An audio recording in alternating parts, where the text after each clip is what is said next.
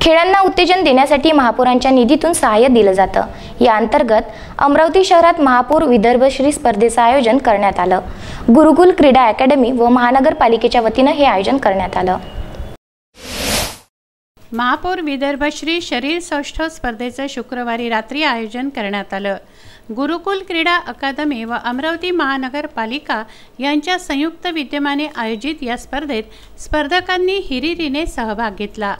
स्पर्धकांनी या स्पर्धेत आपलं शरीर सौष्ठव सादर करून उपस्थितांना मंत्रमुग्ध केलं। खेळांना उत्तेजन देण्यासाठी महापौरांच्या निधीतून सहाय्य दिलं जातं। या अंतर्गत या महापौर विदर्भश्री स्पर्धा घेण्यात आल्या।